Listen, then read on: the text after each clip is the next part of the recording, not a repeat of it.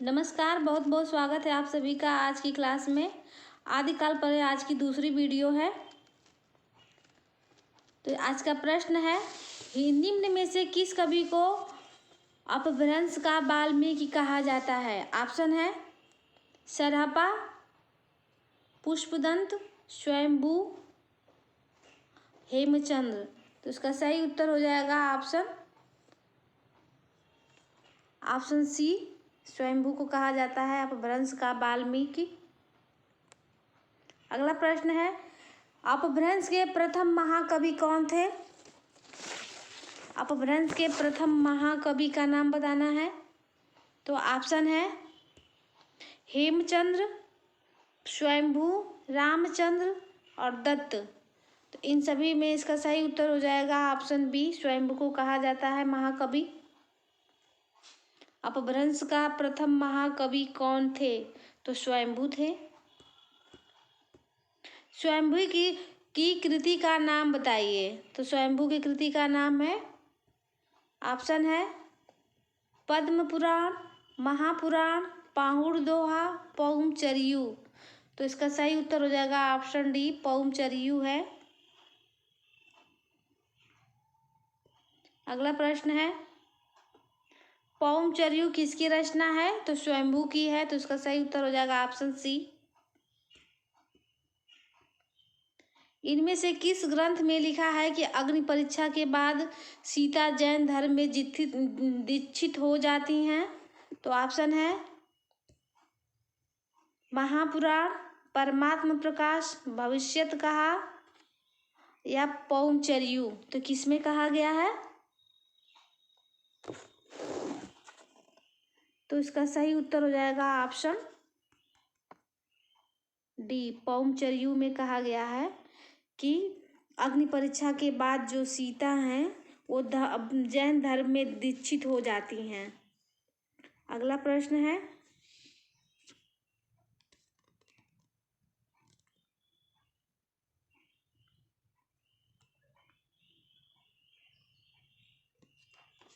इनमें से कौन सा ग्रंथ लौकिक चरित्र काव्य माना जाता है?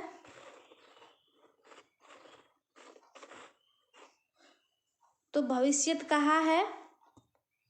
तो इसका सही उत्तर हो जाएगा ऑप्शन ए, भविष्यत कहा। अपभ्रंश का भवभूति किसे माना जाता है? तो ऑप्शन है शालिभद्र सूरि, पुष्पदंत, कनकामर, धनपाल।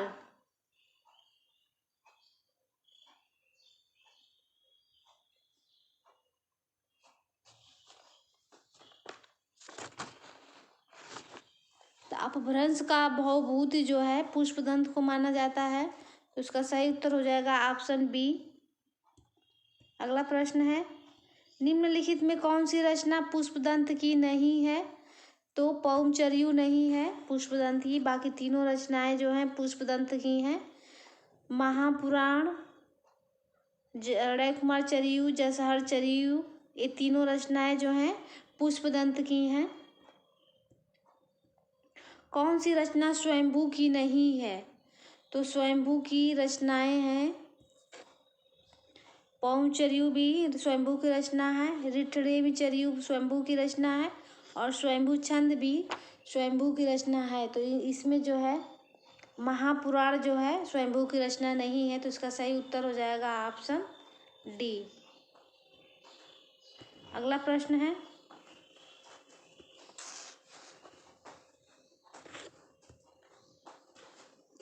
महापुराण के रचनाकार कौन है? तो महापुराण के रचनाकार पुष्पदंत हैं। तो इसका सही उत्तर हो जाएगा ऑप्शन बी, पुष्पदंत। खड़ी बोली में सबसे पहले काव्य सृजन करने वाले कवि हैं? तो अमीर खुसरो हैं। तो इसका सही उत्तर हो जाएगा ऑप्शन ए, अमीर खुसरो। अगला प्रश्न है, खड़ी बोली हिंदी में सर्वप्रथम रचना करने वाले कवि का नाम है?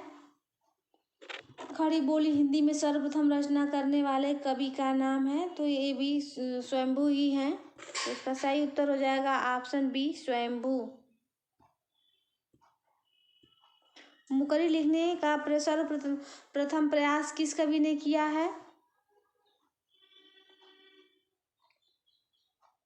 तो ऑप्शन है स्वयंभू, जगनिक, अमीर खुसरो, कुंभन दास।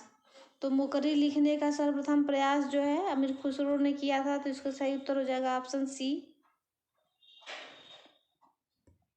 अगला प्रश्न है, निम्नलिखित में आदिकाल के अंतिम चरण के सुप्रसिद्ध कवि हैं। तो सुप्रसिद्ध कवि का नाम बताना है, तो ये हो जाएंगे अमीर खुसरो, जिन्होंने खड़ी बोली में रचना की है। अगला प्रश्न है, अमीर खुसरो की पहेलियों तथा मुकरियों का उद्देश्य है। ऑप्शन है पृथ्वीराज चौहान की वीरता का वर्णन करना, अलाउद्दीन और हमीर के युद्धों का वर्णन करना, मनोरंजन के माध्यम से लोक व्यवहार की शिक्षा देना, कोई उद्देश्य नहीं। तो इसका सही उत्तर हो जाएगा ऑप्शन सी, मनोरंजन के माध्यम से लोक व्यवहार की शिक्षा देना। तो इसका सही उत्तर हो जाएगा ऑप्शन सी। आदिकाल में पहेलियों एवं मुकरियों की रचना करने वाले कवि कौन थे? तो अमीर खुसरो ही थे। तो इसका सही उत्तर हो जाएगा ऑप्शन ए, अमीर खुसरो। जे हाल मिस्की मकुन तगाफुल दुराय नैना बनाए बतिया, इस प्रसिद्ध पंक्ति के रचनाकार कौन है? तो इस प्रसिद्ध पंक्ति के रचनाकार अमीर खुसरो हैं। तो इसका सही उत्तर हो जाएगा ऑप्शन ए, अमीर खुसरो।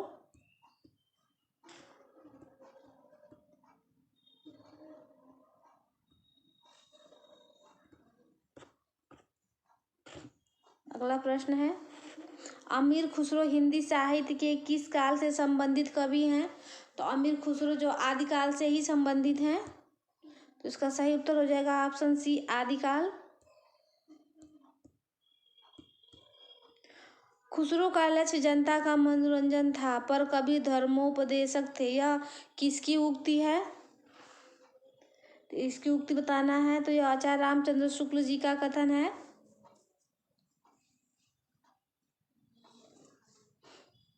इसका सही उत्तर हो जाएगा ऑप्शन बी, आचार्य रामचंद्र शुक्ल।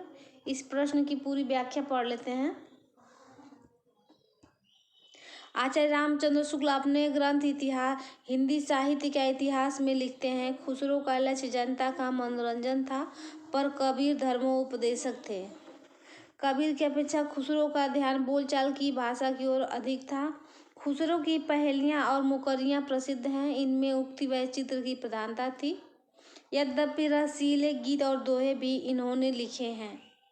अगला प्रश्न है, निम्न में से कौन शिलांकित कृति है? तो ऑप्शन देख लेते हैं इसका, पाहुड़ दोहा, राउल वेल, प्राकृत पैंगलम, वर्ण रत्नाकर।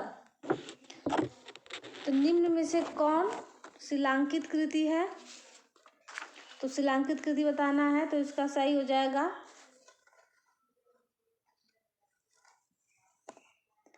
सही ऑप्शन हो जाएगा इसका ऑप्शन बी, राउल वेल जो है शिलांकित कृति है। यह गद्य पद मिश्रित चंपू काव्य है। इसकी रचना राउल रोड़ा कवि ने किया है। राउल वेल की रचना रोड़ा कवि ने किया है। इसमें नक्सिक वर्णन की प्रधानता रही है। अगला प्रश्न है, राउल वेल किस तरह की रचना है? तो यह गद्य पद मिश्रित चंपू काव्य है। तो इसका सही उत्तर हो जाएगा ऑप्शन ए। अगला प्रश्न है, कलचुरी राजवंश की 7 नायिकाओं के नक्सिक वर्णन से संबंधित ग्रंथ है। तो यह राउल वेल ही है। इसका ऑप्शन देख लेते हैं, राउल वेल। तो यह राउल वेल है। तो इसका सही उत्तर हो जाएगा ऑप्शन बी, कलचुरी राजवंश की 7 नायिकाओं के नक्सिक वर्णन से संबंधित ग्रंथ है राउल वेल। यह चंपू काव्य है जो शिलांकित कृति है। कुवलय माला कथा के लेखक कौन है? ऑप्शन है सोमप्रभ सूरी, अद्योतन सूरी, धर्म सूरी, मुनिजिन विजय। तो इसका सही उत्तर हो जाएगा ऑप्शन कुवलय माला कथा के लेखक हैं अद्यतन सूर्य। तो इसका सही उत्तर हो जाएगा ऑप्शन बी।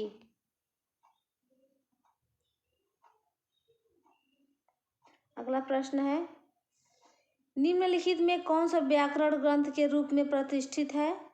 तो इसका सही उत्तर हो जाएगा उक्त व्यक्ति प्रकरण जो है व्याकरण ग्रंथ है। तो इसका सही उत्तर हो जाएगा ऑप्शन बी, उक्त व्यक्ति प्रकरण।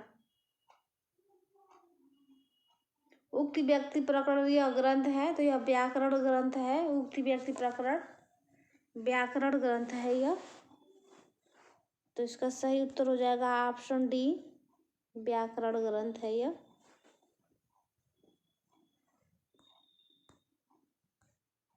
अगला प्रश्न है, उक्त व्यक्ति प्रकरण का रचनाकार कौन है? तो ऑप्शन है दामोदर शर्मा, छोटा कर लेते हैं थोड़ा, दामोदर शर्मा, ज्योतिरीश्वर ठाकुर, हेमचंद्र, रूड़ा कवि। तो उक्त व्यक्ति प्रकरण जो है दामोदर शर्मा की रचना है। तो इसका सही उत्तर हो जाएगा ऑप्शन ए। निम्न में से कौन सी रचना व्याकरण ग्रंथ है? तो अभी हम लोगों ने ऊपर ही देखा है, तो उक्त व्यक्ति प्रकरण ही हो जाएगा। इसका सही उत्तर हो जाएगा ऑप्शन सी। इनमें से कौन सी भाषा आदिकाल की है? तो आदिकाल की भाषा का नाम बताना है। तो आदिकाल में ब्रज भाषा भी प्रचलित थी। आमिर खुसरो खड़ी बोलियों में रचनाएं करते थे। डिंगल पिंगल अवधि, इन चार विकल्पों में सही विकल्प ज़्यादा कौन है? तो इसका सही उत्तर हो जाएगा ऑप्शन सी, डिंगल पिंगल। ये शैलियाँ हैं आदिकाल की। अगला प्रश्न है, चारण साहित्य किस साहित्य का दूसरा नाम है? तो चारण साहित्य बताना है। तो चारण साहित्य किस साहित्य का दूसरा नाम है? तो इसका सही उत्तर हो जाएगा ऑप्शन डी, रासो साहित्य को ही चारण साहित्य कहते हैं।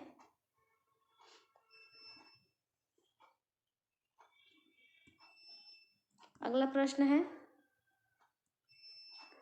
निम्नलिखित में कौन 84 सिद्धों में नहीं है? तो 84 सिद्धों में कौन शामिल नहीं है? तो ऑप्शन है विरूपा, कर्णप्पा, कुक्कुरिपा। ये तीनों लोग 84 सिद्धों में हैं, लेकिन जो सारंगधर हैं यह 84 सिद्धों में नहीं आते। उसका सही उत्तर हो जाएगा ऑप्शन सी। अगला प्रश्न है, सिद्धों की संख्या कितनी मानी गई है? तो सिद्धों की संख्या 84 मानी गई है। तो इसका सही उत्तर हो जाएगा ऑप्शन ए, 84। आदिकाल में किस प्रकार का साहित्य लिखा जा रहा था? तो ऑप्शन देख लेते हैं इसका। जनजीवन से हटकर राजाओं की वीरता का अतिरंजन वर्णन, कृष्ण भक्ति पर आधारित काव्य, निर्गुण की उपासना, उपर्युक्त किसी प्रकार का नहीं। तो इसका सही उत्तर क्या होगा? तो इसका सही उत्तर हो जाएगा ऑप्शन ए।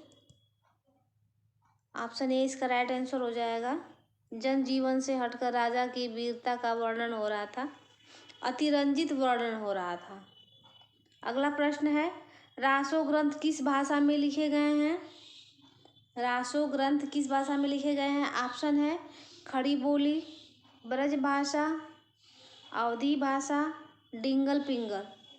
तो इसका सही उत्तर हो जाएगा ऑप्शन डी, डिंगल पिंगल।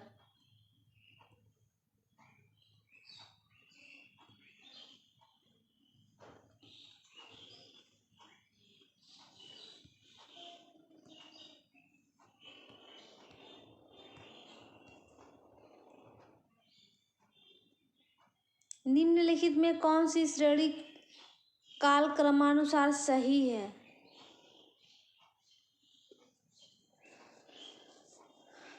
तो इसमें जो है नाम, चार लोगों के नाम दिए हुए हैं। बीसल देव रासो, पृथ्वीराज रासो, हमीर रासो, खुमार रासो। तो इसका सही क्रम भी यही होगा। तो इसका सही उत्तर हो जाएगा ऑप्शन ए, पहले बीसल देव रासो आता है, फिर पृथ्वीराज रासो, फिर हमीर रासो, लास्ट में खुमार रासो। तो इसका सही उत्तर हो जाएगा ऑप्शन ए।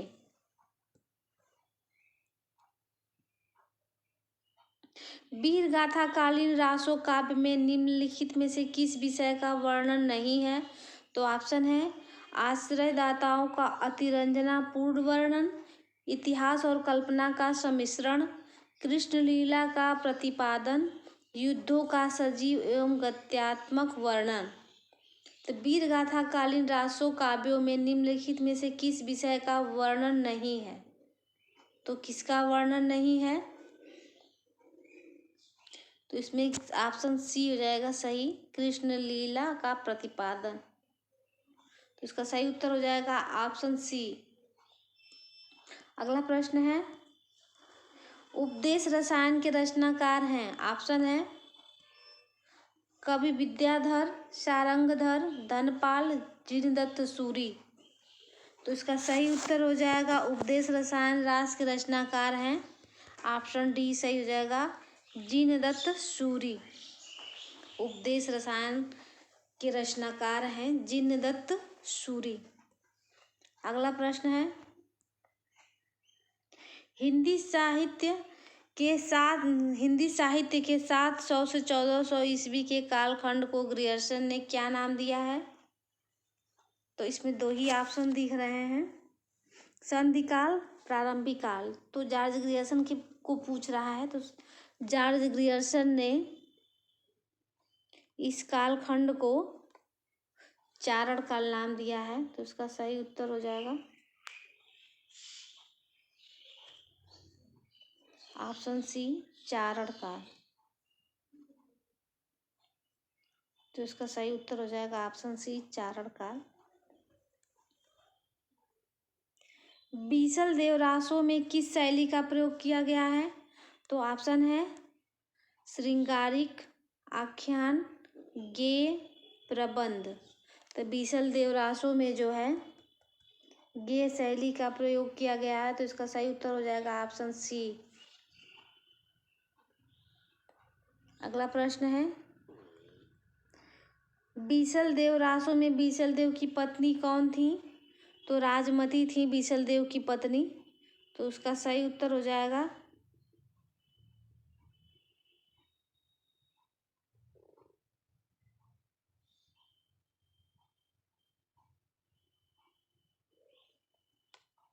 एक प्रश्न छूट गया है इसमें। हाँ, बीसल देव के रासों के रचनाकार कौन है? बीसल देव रासों के रचनाकार का नाम बताना है। तो बीसल देव रासों के रचनाकार हैं नरपति नाला। तो इसका सही उत्तर हो जाएगा ऑप्शन ए, नरपति नाला। बीसल देव रासों में बीसल देव की पत्नी कौन थी? तो बीसल देव रासों में बीसल देव की पत्नी का नाम था राजमती। तो इसका सही उत्तर हो जाएगा ऑप्शन ए। बीसल देव रासों के रचयिता कौन है? तो बीसल देव रासों के रचयिता नरपति नाला हैं। तो इसका सही उत्तर हो जाएगा ऑप्शन सी।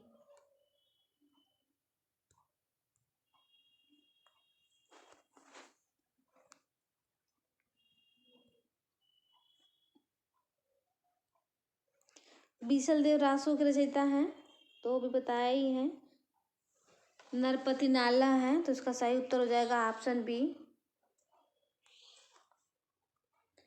निम्नलिखित रासो ग्रंथों में कौन सा काव्य एक प्रेम काव्य या श्रृंगार काव्य है? निम्नलिखित ग्रंथों में कौन सा काव्य एक प्रेम काव्य या श्रृंगार काव्य है? तो ऑप्शन है बीसल देव रासो, परमाल रासो, पृथ्वीराज रासो, जय मयंक जस चंद्रिका। तो इसका सही उत्तर हो जाएगा ऑप्शन बी, परमाल रासो।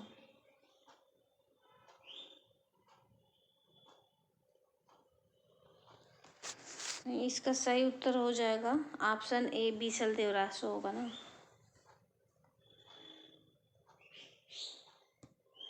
इसका सही उत्तर हो जाएगा ऑप्शन ए, बीसल देव रासो। अगला प्रश्न है,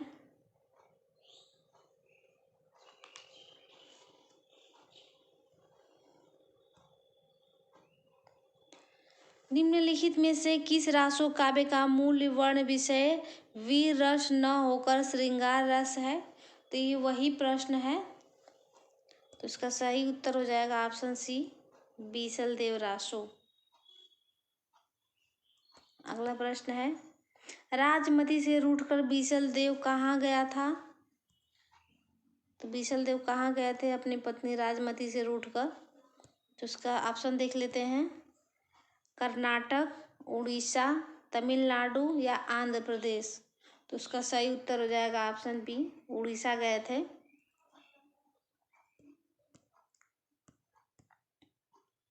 किस रासो ग्रंथ को आलाखंड के नाम से जाना जाता है? तो जगनीकृत परमाल रासो को आलाखंड के नाम से जाना जाता है। तो इसका सही उत्तर हो जाएगा ऑप्शन सी। अगला प्रश्न है,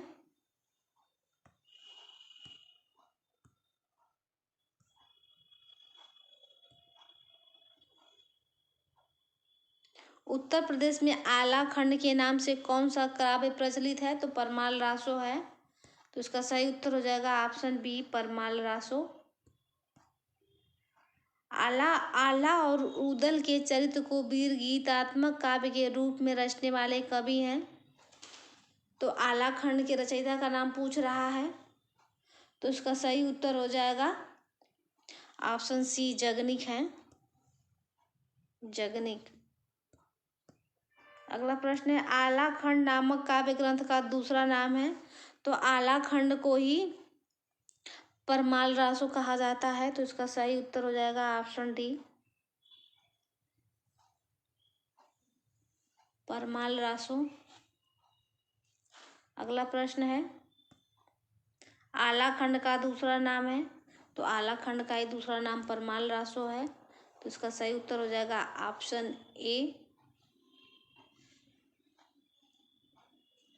अगला प्रश्न है, परमाल रासो काव्य कृति के कवि का नाम है? तो जगनिक है। एक ही प्रश्न है।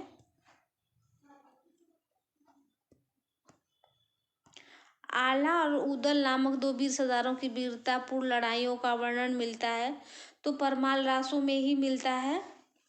तो उसका सही उत्तर हो जाएगा ऑप्शन ए, परमाल रासो।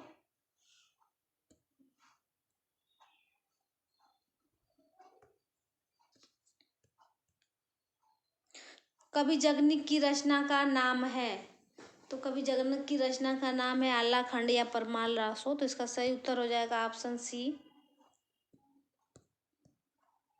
परमाल रासो के लेखक हैं तो जगनिक हैं।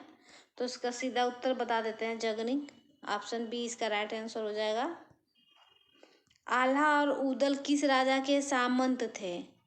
तो ऑप्शन है परमाल के, जगनिक के, कीर्तिदत्त के या औरंगजेब के। तो आल्हा और उदल राजा परमाल के दरबार के सामंत थे, जिसकी वीरता का वर्णन जगनिक ने परमाल रासो में किया है। तो इसका सही उत्तर हो जाएगा ऑप्शन ए, परमाल रासो। तो आज के लिए बस इतना ही, मिलते हैं नेक्स्ट वीडियो में, तब तक के लिए धन्यवाद।